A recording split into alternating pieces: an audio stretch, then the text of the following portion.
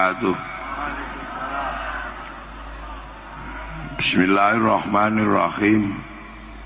Bismillah, alhamdulillah, wassalatu wassalamu ala rasulillah Sayyidina Muhammad ibn Abdillah wa ala alihi wa ashabihi wa azwajihi wa dhurriyyatihi wa ahli baitihi wa man tabi'ahum bi ihsan ila yaumil qiyamah. Para alim, para ulama, para habaib, para kiai yang hadir, yang sangat saya taklimi, sangat saya hormati, Bapak Bupati yang kita cintai secara bersama-sama, Pak Wakil Bupati ada? Oh, tugas. Nah, sahabat-sahabat atau apa namanya ini? Subhanul Muslimin Lovers. Subhan Lovers. Para hadirin wal hadirat yang berbahagia, alhamdulillah kita ini punya kebiasaan bersandar dalam setiap persoalan yang sulit. Kita ini selalu bersandar kepada Allah dan Rasulullah. Cara bersandarnya orang Indonesia dengan istighosah dan sholawat itu dimanapun, dari orang lahir sampai orang mati isinya zikir dan sholawat. Yang namanya zikir marhabanan sudah menjadi menu sehari-hari apapun kegiatan kita. Dari urusan dalam rumah sampai urusan bangsa dan negara, kita membiasakan bersandar kepada Allah dan Rasulullah.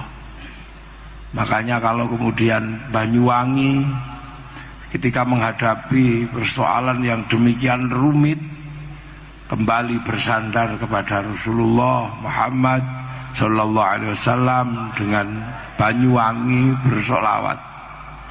Kenapa? Karena Rasulullah ini punya kemampuan menyelesaikan sesuatu yang rumusnya nggak ada di dunia. Kalau istilah milenial disebut out of the box, nggak ada rumusnya. Rasulullah ini menyelesaikan masalah nggak pakai rumus yang umum. Makanya jangan salah kalau kemudian kita selalu diajarkan bersandar kepada Rasulullah. Sampai bisa bayangkan, Rasulullah itu lahir menjadi nabi, menyelesaikan masalahnya orang Makkah pertama kali. Rasul itu sudah aneh. Kenapa? Orang Mekah itu ahli membaca, ahli menulis. Tapi Rasulullah hadir di situ tidak bisa baca, tidak bisa nulis. Sahabat bisa bayangkan, kalau menyelesaikan orang Mekah yang ahli membaca, ahli menulis, diselesaikan oleh seorang guru besar atau profesor, itu sesuatu yang lumrah. Tapi Rasulullah tidak bisa baca, tidak bisa nulis, dihadirkan di Makkah untuk menjadi jalan keluar bagi orang yang jago membaca, jago menulis. Rasulullah menyelesaikan orang Makkah. Orang Mekah ini diselesaikan oleh Rasulullah dengan Rasulullah diangkat menjadi nabi. Tapi harus menyelesaikan orang Mekah yang nggak ngerti nabi. Apa aneh? Orang Mekah itu nggak ngerti nabi. Ngertinya itu penyair sama kahin, dukun. Orang Mekah nggak ngerti nabi. Yang ngerti nabi siapa? Orang Yahudi, orang Nasrani. Dan itu tempatnya tidak di Mekah, tempatnya di Filistin. Makanya ketika Rasulullah mengaku jadi nabi, orang Mekah, nabi itu apa? Sama kayak sekarang, saya enak saja mau datang jam 1 pun gak ada masalah Pak Bupati. Kenapa? Orang Banyuwangi ngerti kiai, takut kualat. Kenapa? Karena ulama-ulama Banyuwangi sudah mengajarkan siapa itu kiai, siapa itu ulama, ngerti. Makanya saya tadi itu nyantai aja, nanti sampai jam 1 juga nggak apa-apa. Wong orang Banyuwangi ngerti kiai. Makanya ketika saya datang disambut-sambut biasa aja. Salaman sampai ada yang bolak-balik 7 kali, biasa aja. Kenapa? Karena orang Banyuwangi sudah diajari oleh ulama sebelum saya tentang ulama dan kiai. Maka ketika saya dihormati di sini biasa aja. Ini kalau pagernya dibuka bisa diserbu saya. Mulai dari minta suwo, iya Gus ya. Iya, biasa. Karena sudah ngerti kiai. Sangat berbeda ketika saya masuk ke pedalaman Irian. Orang Irian di pedalaman nggak ngerti kiai. Seandainya saya datang dengan rambut panjang masuk sana, saya pasti dianggap tim pemburu babi. Dan saya nggak boleh marah. Lah, Rasulullah itu di Mekah, orang Mekah itu nggak ngerti Nabi. Bahkan ketika Rasulullah dapat wahyu pun dicarikan dukun, karena dianggap kesurupan. Dukun yang paling terkenal Waraqah bin Nufail. Maka ketika Rasulullah gak ketemu Waraqah dibilang Iqra, itu Waraqahnya pingsan. Karena Waraqah ngerti yang bisa bilang begitu hanya utusan Allah. Itu. Makanya Rasulullah ini aneh. Disuruh menjadi nabi, penerus nabi yang sebelumnya. Rasulullah tidak seperti nabi yang sebelumnya. Ini keajaiban semua, aneh semua Rasul ini. Disuruh jadi nabi, yang nabi sebelumnya ini kuat-kuat.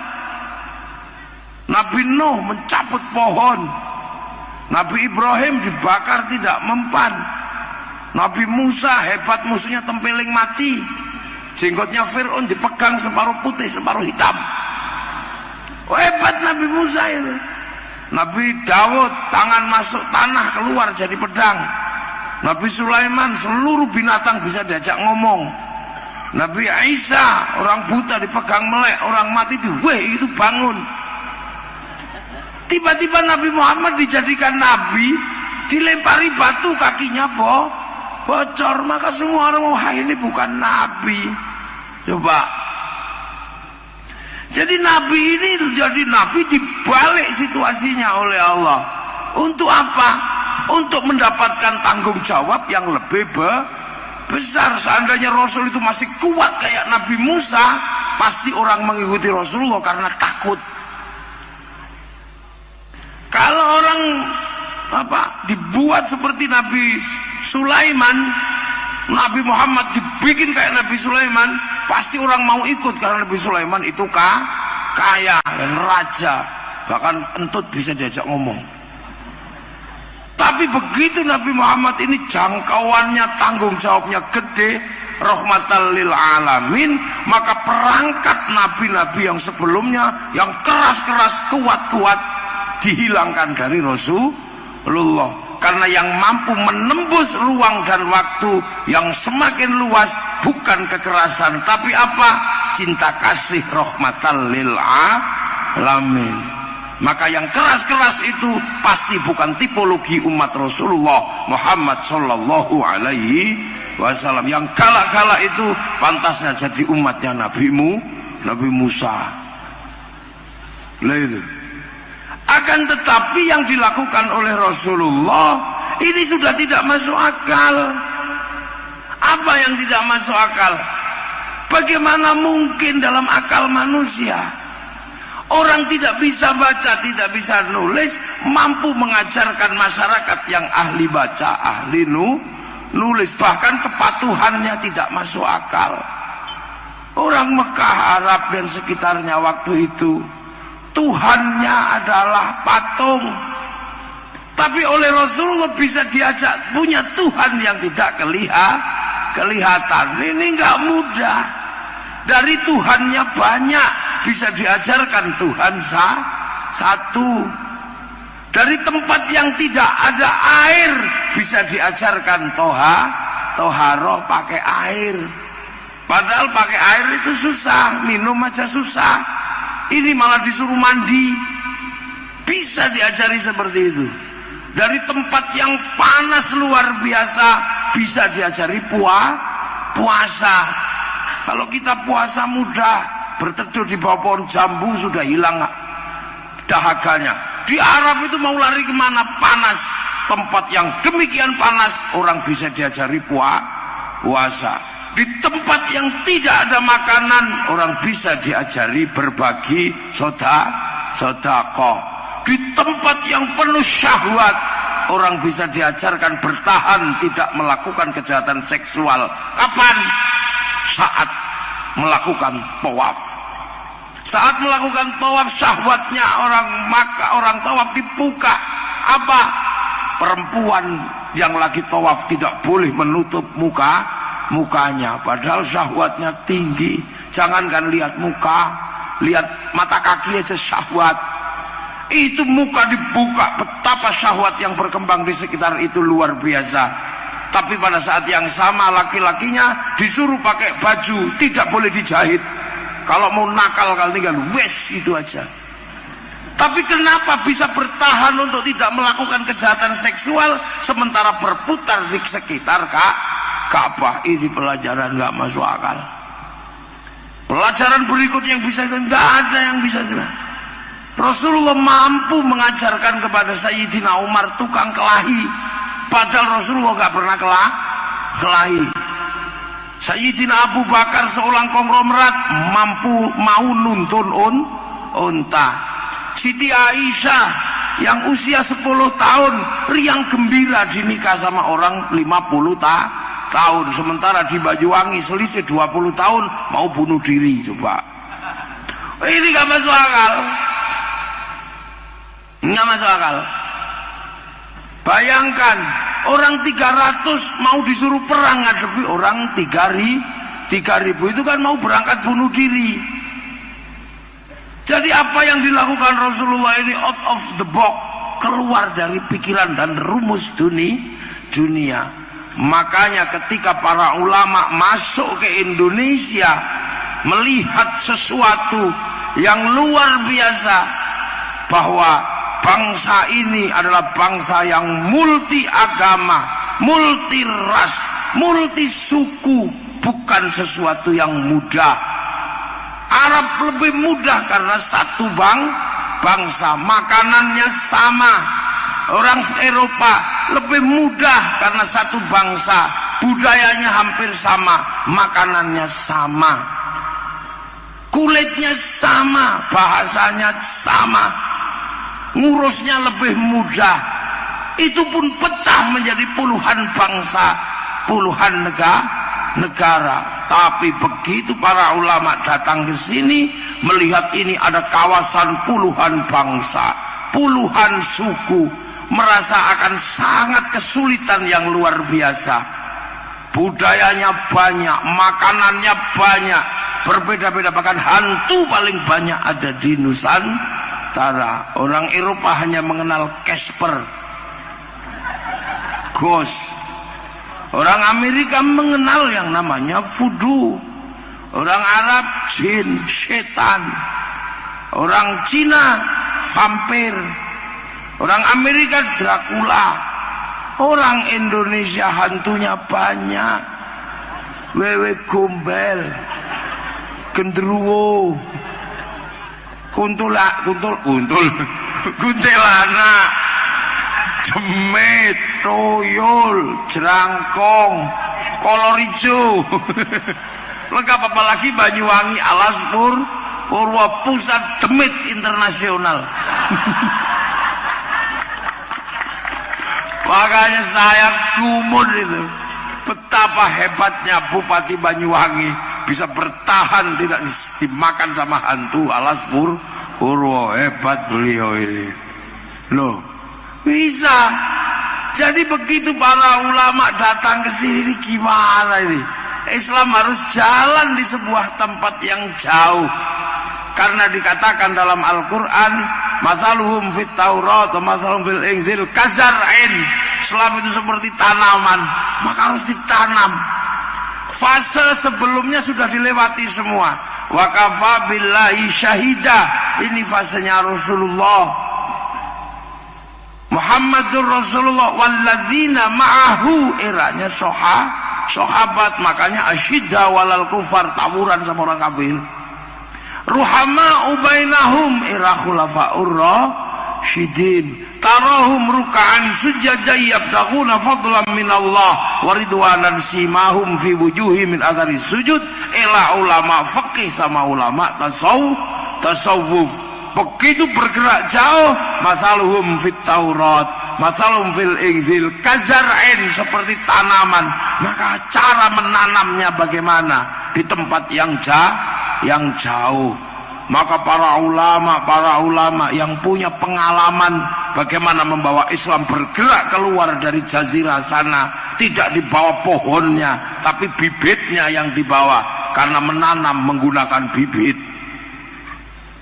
Maka ditanam di sini, Allah tanam dengan bahasa sini namanya pangeran. Saya kayak gini, kalau di sana gelarnya gagah, Syekhun, Ustadzun, Al-Alim, Al-Fadil, Al-Karim, Pauwanjang. Sampai sini cuma ditanam dengan nama Kiai. Padahal Kiai itu nama lain kebu. Kiai Selamet, Tombak, Kiai Pleret, Kiai Semar. Tilmidun muridun ditanam dengan nama santri. Bahwa itu Allah pangeran. Padahal di sini ada pangeran Mangkubumi, ada pangeran Briwira Bumi, ada pangeran Minak Jinggo, ada di situ lengkap. Lu ini terus gimana cara nanam? Pelan-pelan sampai akhirnya tidak ada jalan keluar. Agar tempat yang jauh ini mendapatkan barokah, maka manusia sudah tidak bisa mikir bagaimana cara agar masyarakat ini menjadi baldatun thayyibatun wa rabbun ghafur. Maka akhirnya para ulama bersepakat, ya sudah, bukan pangkat kita untuk mengurusi orang dengan berbagai macam bentuk suku bangsa seperti ini. Yang punya kekuatan seperti ini hanya Rasulullah Muhammad sallallahu alaihi wasallam. Maka semenjak itu bangsa ini dititipkan kepada Rasulullah. Cara menitipkannya apa? Cara menitipkannya adalah membangun sebuah konsep besar yang dilakukan apa? Tawaran Rasulullah. Rasulullah menawarkan apa? Rasulullah menawarkan kullukum ra'in wa kullukum mas'ulun an ra'iyati. Maka begitu Rasulullah menawarkan ra'iyah, bahwa kalian adalah orang yang saling bertanggung jawab, maka tidak ada apapun di sini selain ra'iyah, yang dulunya raja, yang dulunya hamba, yang dulunya kawulo, yang dulunya gusti, dititipkan semua ke Rasulullah. Seluruh makhluk di antara Sabang Merauke, setiap kepala disebut dengan sebutan Rasulullah, ra'iyah, yang diserap ke bahasa Indonesia menjadi rakyat. Menyebut orang Indonesia dengan sebutan ra'iyah atau rakyat adalah cara para ulama, para pendahulu menitipkan seluruh kawasan ini, manusianya titipkan pada Rasulullah Muhammad sallallahu alaihi wasallam. Dan satu-satunya bangsa muslim dunia yang sanggup menyebut penduduknya dengan sebutan seperti yang diinginkan Rasulullah, ra'iyah, hanya ulama Indonesia. Loh, ini tepuk tangan sing banter, ndak usah malu-malu. Ini anak milenial harus paham. Tidak disebut apa-apa selain disebut ra'iyah. Ra'iyah kalau ngumpul titipkan sama Allah. Wasyawirhum fil amri, lahirlah konsep besar namanya musyawarah. Titip ke Allah. Makanya musyawarah itu bahasa Al-Quran. Nah, cara ulama dulu menitipkan seperti ini yang kadang kita nggak sadar. Sudah dititipkan pada Rasulullah lewat sebutan ra'iyah, kadang kita ini pengen mengembalikan kepada prinsip dasar sebelum jadi ra'iyah. Sebelum jadi ra'iyah ketika saling menyerang disebut kafir. Tapi kalau sudah hidup bersama, saling mengerti, tidak lagi menyerang tapi dalam perdamaian, sebenarnya sebutannya sudah bukan kafir tapi zimmi. Tapi kalau sudah hidup saling bertanggung jawab, sebutannya ra'iyah. Dan kita sudah disebut ra'iyah, maka jangan dikafirkan lagi. Itu loh sebabnya, makanya Arab yang satu bangsa bisa pecah menjadi puluhan negara, Eropa satu bangsa bisa pecah jadi puluhan negara. Kenapa kita puluhan bangsa mampu bersatu dalam satu negara, Kesatuan Republik Indonesia? Karena seluruh batin dan isi kepala orang kita dititipkan kepada Rasulullah Muhammad Sallallahu Alaihi Wasallam. Jadi makanya ketika orang kita disebut rakyat, itu sesungguhnya adalah sebutan yang diinginkan oleh Rasulullah dalam setiap manusia yang hidup bersama-sama. Loh, makanya akhirnya terlindungi. Akhirnya kemudian ajaran yang diajarkan terlindungi karena ada ruang besar yang disiapkan. Karena ro'iyah kalau ngumpul namanya majelis berembuk, tafassahu fil majalis. Akhirnya mengangkat pemimpin, wasi'a kursiyus samawat, pemimpinnya disebut kursi lah. Teritorinya disebut karena dulu yang bikin konsep ini para wali, maka ruang besarnya namanya wilayah. Dan akhirnya kita punya batas teritori yang dijaga oleh para pemimpin yang melakukan sistem musyawarah, sistem musyarakah atau masyarakat. Amanlah isi bangsa ini. Maka ketika orang Eropa datang ke sini mau cari gratisan, bawa bedil, dilawan oleh santri dengan simbol-simbol bersama. Nah, akhirnya bangsa-bangsa di sini punya dengan gayanya, Timur Tengah punya dengan gayanya, semua punya dengan gayanya, sampai akhirnya muncul bangsa baru cari gratisan. Ketika kebutuhan minyak mau cari gratisan di Afghanistan, bangsa Afghanistan punya bangsa dan negaranya.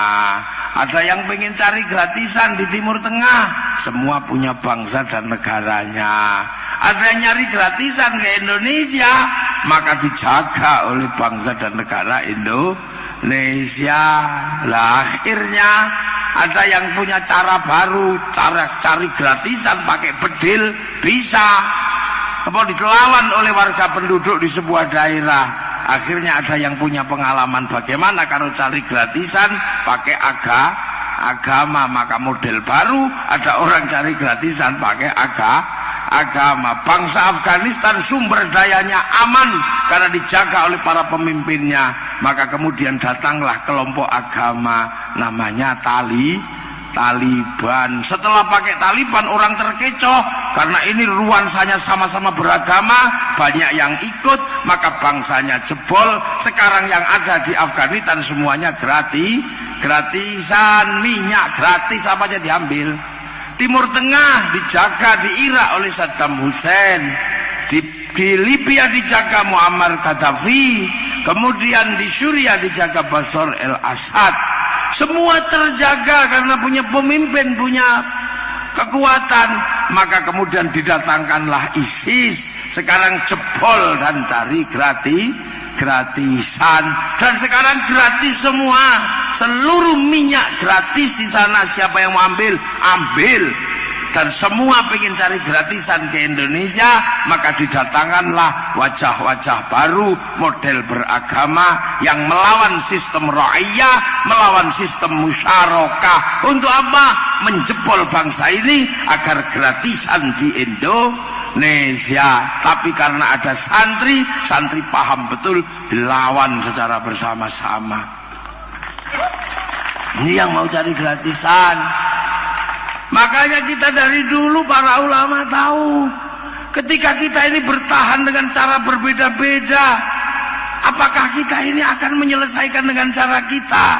Dulu setelah Indonesia merdeka, kita selesaikan apa? Dengan cara apa? Pancasila yang dimengerti oleh Sabang sampai Merauke. Kita selesaikan dengan merah putih karena bendera ini disepakati perbedaan bangsa dan suku. Walaupun saya ini orang NU, sangat bangga dan begitu cintanya dengan bendera NU, tapi bendera NU tidak diterima oleh orang dari seluruh berbeda-beda agama. Bendera Muhammadiyah ya tidak diterima semua orang, apalagi bendera yang lain termasuk bendera Coca-Cola nggak bisa. Maka kemudian kita bertahan pakai merah putih. Makanya merah putih dibenci dulu oleh Belanda, ngibarkan merah putih tembak mati. Maka kemudian agar tidak ditembak mati, merah putih dikibarkan di atas rumah.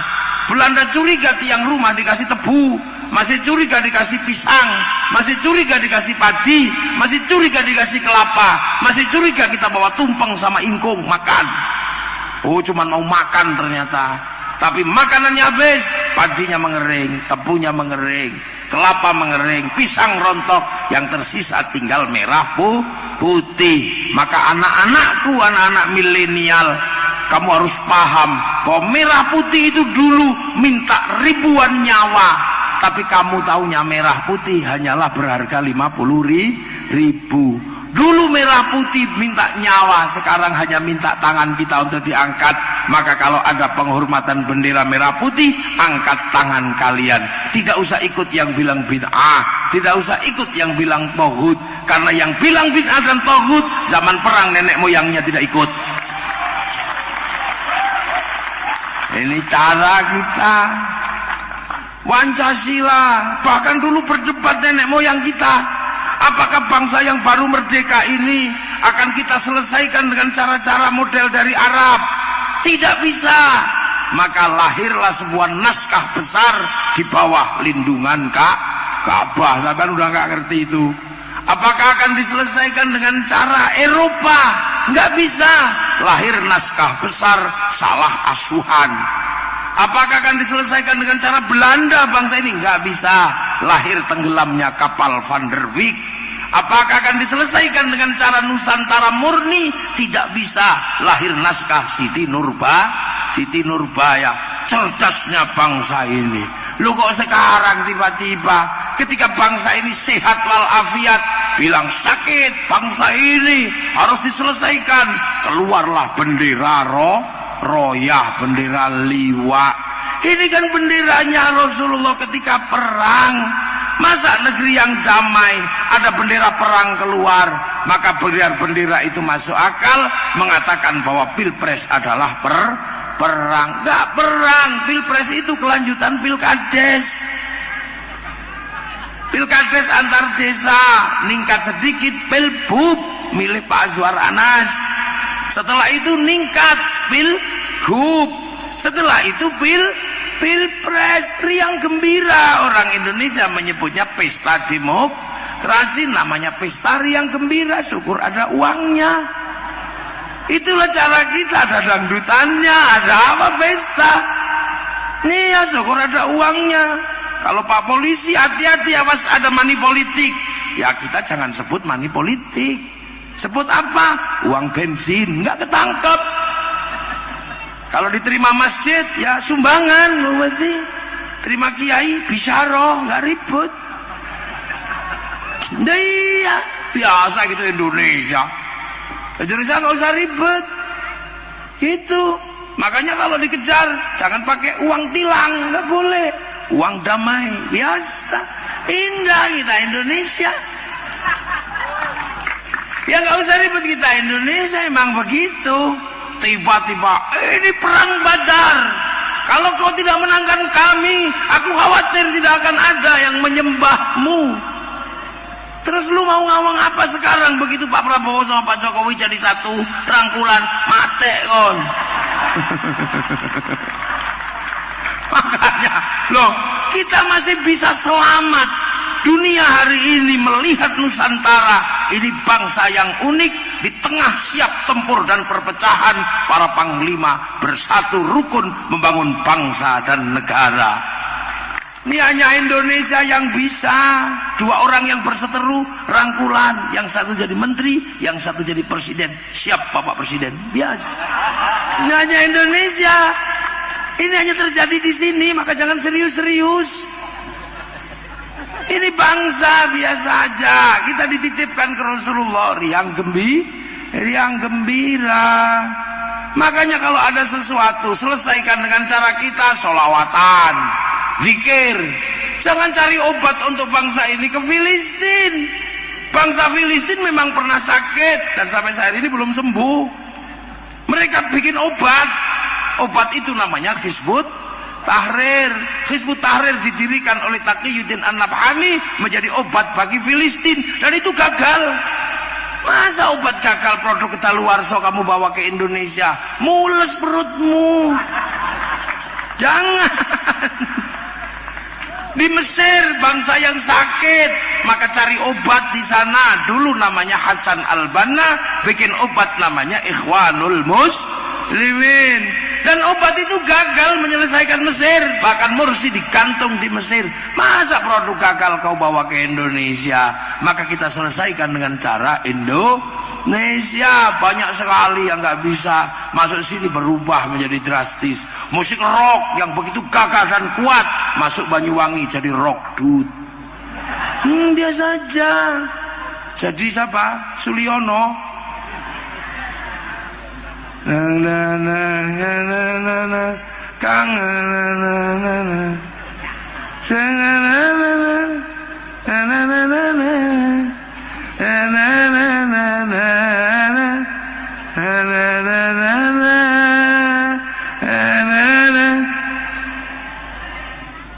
Terus aku kepengen, saya tak sekali-sekali dengar nuansa lain di Banyuwangi. Kan Subhanul Muslimin sudah tadi. Saya pengen dengar nuansa lain. Kak kowe Suloyo piye ngono?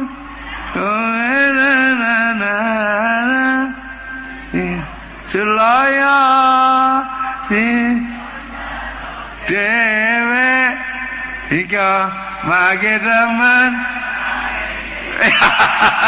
Lo indah. Lo ini coba tadi itu lagu sholawatan penjenengan, ada yang lagu itu. Ada. Nah, coba ayo. Ayo coba. Karena kalau enggak tak ambil alih ini nanti. Ayo, selatan indah ini loh Banyuwangi, ayo. Tung. Cirolu. Ayo Gus. Oke.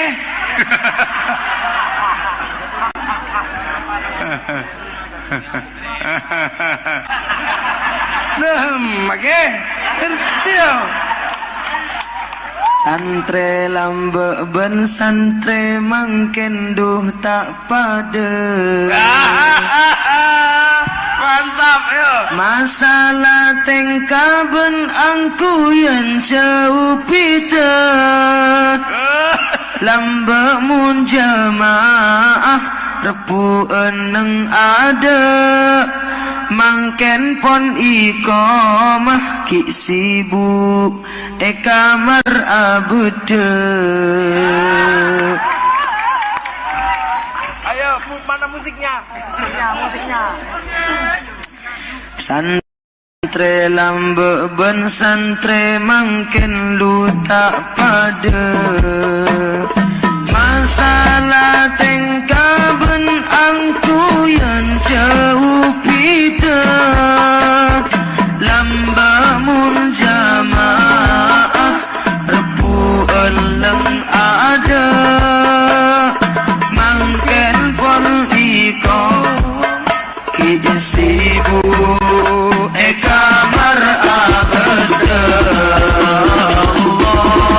Allahumma salli ala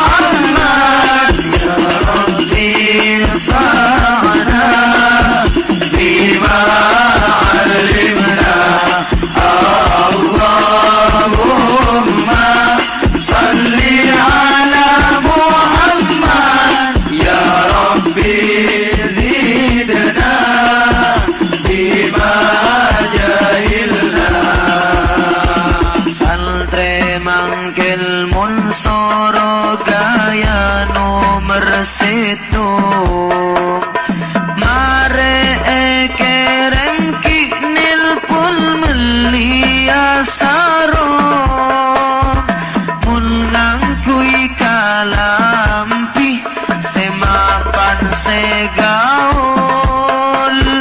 keng esorong haji taoning alias bahlul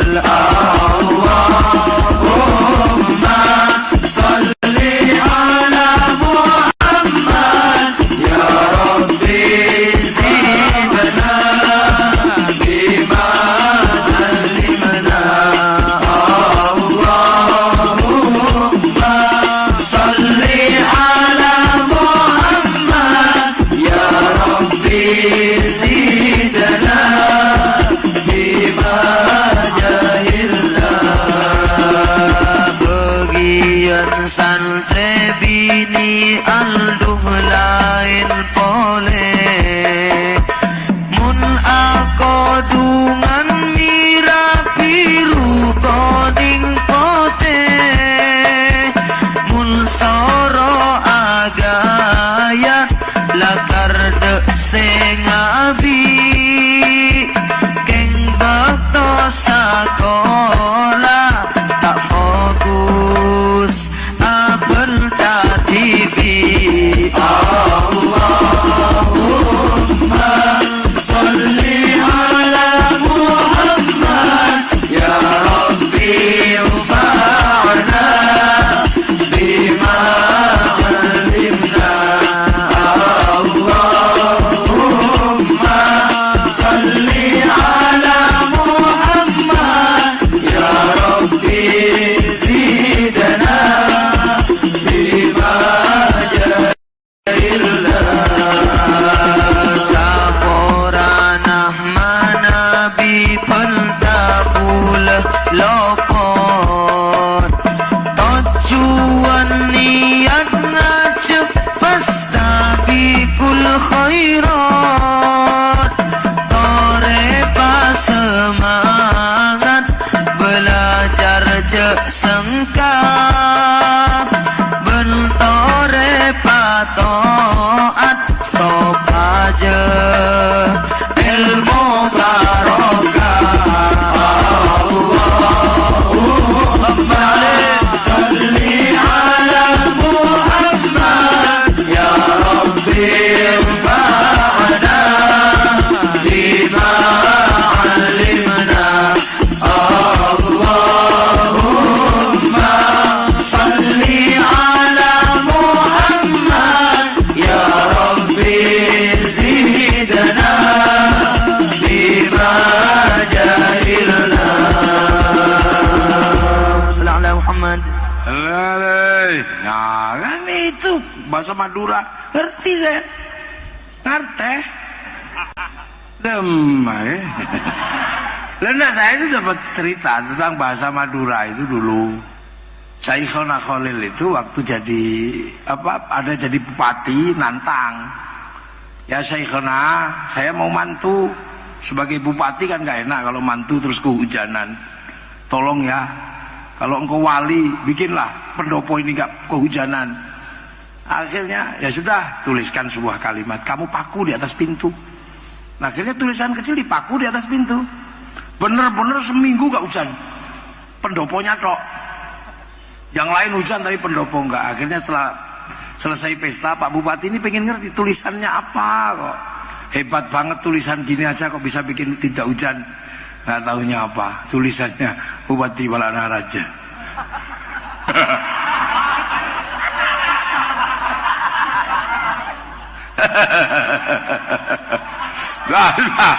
Jadi alhamdulillah. Jadi kalau mau menyelesaikan bangsa ini, nenek moyang kita jago dititipkan ke Rasulullah, dan jadi bangsa ini menjadi bangsa yang baru, bangsa yang bagus, yang baldatun thayyibatun wa rabbun ghafur. Dan hari ini kita bisa lihat yang di tempat lain runtuh, tempat kita tumbuh subur, pencinta-pencinta Rasulullah bangkit hari ini? Ada. Dan akhirnya bangsa ini terjaga. Makanya karena dulu nenek moyang kita ini sadar bangsa ini isinya bermacam-macam, maka semuanya harus disatukan dalam Bhinneka Tunggal Ika. Makanya kita diajarkan bersatu, sholawatan bareng berdoa bareng-bareng. Yang pinter doa, yang nggak pinter modalnya amina, amin, amin, amin. Kalau cowok apek kesuwen, amin. Makan nasinya jadi satu, tumpeng. Ikan ayam, iwa ayam, yo ayam, ikan no ayam. Ayam biar jadi simbol bareng-bareng, jadikan ingkung. Ada orang mati, kita bareng-bareng ngumpul tahlilan sampai 7 hari. Ada orang syukuran bareng-bareng. Apapun bareng-bareng. Maka waspada anak-anakku generasi milenial. Kalau ada orang ingin memecah kebersamaan atas nama agama, waspada. Karena itu sesungguhnya adalah kurir-kurir yang akan cari gratisan di Indonesia. Ya iya, dulu makan bareng-bareng, sekarang orang makan bareng-bareng pakai agama, bid'ah, nggak ada lagi, takut. Orang ngumpul kalau ada orang mati, bid'ah, nggak ada lagi orang ngumpul. Zikir bersama setelah sholat, nggak ada tuntunan agamanya, bid'ah. Terus lagi doa bareng-bareng, beda. Yang kita pakai jari 10 tiba-tiba ganti jari 1, cuman gini aja, gini sama-sama gitu. Mending model kayak Cina, lebih cepat, Tuhannya diokrok-okrok, ayo cepat gitu. Jadi yang menjadi simbol kebersamaan mulai diruntuhkan. Setelah nanti dipisah, ini bid'ah, orang tidak punya lagi ikatan kebersamaan. Lama-lama perempuannya disendirikan, matanya tutupi, akhirnya tidak kenal siapapun.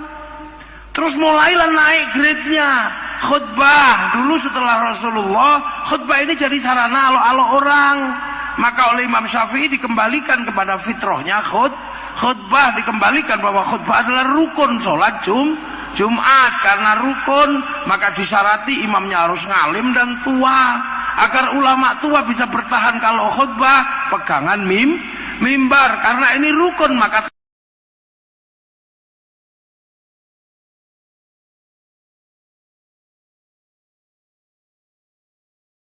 tangannya tidak boleh gini-gini. Agar tangannya tidak gini-gini, dipegangi tongkat. Akhirnya orang khutbah kembali pada fitrahnya, ittaqallah, tenang. Tapi ketika mereka nggak punya cara ngolok-olok musuhnya, karena kumpulan yang lain dibid'ahkan, maka mereka harus merebut mimbar untuk cari alat propaganda. Agar mimbar bisa menjadi alat propaganda dan tangan bisa begini-begini lagi, maka tongkat harus dihilangkan. Ketika tongkat hilang, maka khutbah kemudian menjadi sarana caci maki lagi. Waspada kalau ada yang begitu, nak ya. Rasulullah pakai Sayyidina, dibilang bid'ah, langsung sebut Muhammad. Lah kalau kelas Rasulullah aja kamu sebut Muhammad, kamu melanggar. La taj'alu du'a ar-rasuli bainakum ka du'a'i ba'dukum ba'dha. Akhirnya tidak ada penghormatan pada pemimpin terhadap Rasul Muhammad, maka terhadap presidennya Jokowi. Ini adalah namanya social engineering untuk tujuan political engineering, merebut kekuasaan dengan cara agama. Untuk apa? Cari gratisan di Indonesia. Maka anak-anak milenial harus paham, kamu boleh menjadi Eropa, kamu boleh menjadi Arab, karena kamu mudah sekarang belajar. Cari model Eropa, tinggal buka handphone, rambut Eropa miring, rambut Amerika jabrik kayak begini. Kamu lebih suka spaghetti daripada nasi jagung, silahkan. Kamu lebih suka I love you dan tidak suka aku cinta padamu, aku tresno marang Rika, ya apa Riko, Riko apa nih kok marang Riko, kanggo Riko, raiso rata kongkon wong raiso. Lah itu nggak apa-apa. Kamu lebih suka Ana, ente, nggak apa-apa. Tapi kamu tidak boleh lupa bahwa bangsa yang hari ini berjalan namanya milenial adalah bangsa yang bertahan terakhir untuk apa? Pertahanan bangsa. Kamu boleh menjadi Eropa, tapi kalau kamu ke Eropa tetap ditanya pasportmu mana. Kamu ibadah haji pun ditanya pasportmu mana. Akhirnya batas perbedaan milenial hanya satu, batas bangsa dan negara. Maka kalau kamu punya niat untuk menjadi makhluk yang lintas benua, lintas negara, jangan lupakan kamu adalah tetap bangsa Indonesia. Nah ini makanya kita enak sekarang titip ke Rasulullah, roya, musyarakah, ya enak. Makanya sampai jam segini biasa aja, damai, indah. Ya kan kamu milenial. Milenial itu biasa aja, pulang sore itu zaman kami. Milenial pulang jam 1 nggak apa-apa, kan bisa dicari. Loh, dulu zaman saya jam 9 nggak pulang, hilang. Sekarang hilang di GPS. Gimana sih anak ini? Iya, tahu-tahu bapak sama anaknya ketemu di kafe. GPS. Gampang nyari anak sekarang. Tak GPS ketahuan kamu. Ayo, tak Sherlock. Pak, aku ditinggalkan kekasihku, Pak. Di mana? Sini. Sherlock, nak. Ambil. Pacarmu mana? Kita GPS. Tak tempilingin nanti. Loh, ya. Milenial itu enak, ya. Iya, kita terdampar di tepi pantai, kelaparan, Gojek. Ini milenial. Ini zaman kita indah, milenial. Merayu juga nggak perlu pusing. Nggak usah, Dek. Aku merindukanmu, wajahmu seperti purnama. Itu kuno, anak milenial. Mas, apa bang? Kenapa, Cak? Kenapa? Nanti kalau kita ke pantai jangan lewat selatan ya. Nah kenapa? Kalau lewat selatan aku nggak bisa mengutarakan hatiku. Ya, ini milenial.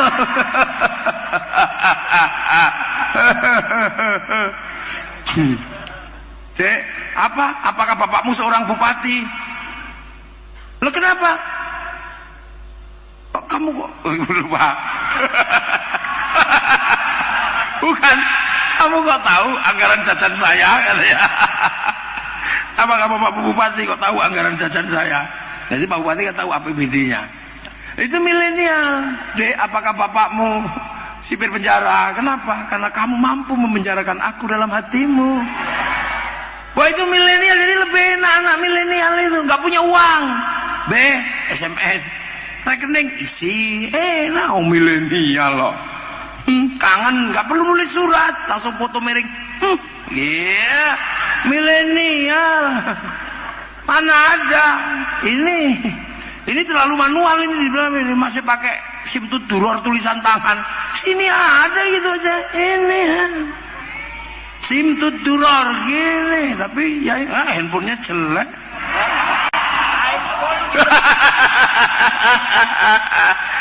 iPhone nggak tahunya, tak pikir Mio. Ini zaman milenial, indah. Nah, ayo. Ini makanya anak milenial itu anak merdeka. Anak saya nggak sekolah, coba. Nggak sekolah, nggak. Lalu kenapa? Ujiannya nanti di WA katanya. Iya, anakku yang sekolah ujiannya di WA. Nggak perlu duduk gitu, di WA. Terus belajar kelompoknya pakai grup di WA. Enak tenan cah saiki makano ya Allah, nyowone cah saiki karek listrik tok. Listrik mati kongkong. Lu makanya semua sedang cari gratisan ke semua negara karena nyawa orang modern adalah listrik, dan listrik tidak boleh mati. Lo ini lo kamu harus tahu. Maka pertahankan bangsa ini dengan cita-cita besar apa? Kita wariskan pada anak cucu. Siapapun yang mengganggu persamaan bangsa ini, mengganggu kebersamaannya, kita singkirkan hari ini jauh-jauh dari kehidupan kita. Atas nama apapun pergi kau. Kalau Bung Karno mengatakan go to hell, kalau kita buang ke laut. Nah, ya buang ke laut ya kalau kita. Pergi ke laut. Udah, nah itulah. Itu makanya dari nenek moyang itu jago, dititipkan kepada Rasulullah ra'iyah, teritorinya titipkan kepada para wali, namanya wilayah, negaranya titipkan pada Persatuan Negara Kesatuan Republik Indonesia. Al-Fatihah. Siratal ladzina an'amta 'alaihim ghairil maghdubi 'alaihim waladdallin. Amin. Assalamualaikum warahmatullahi wabarakatuh.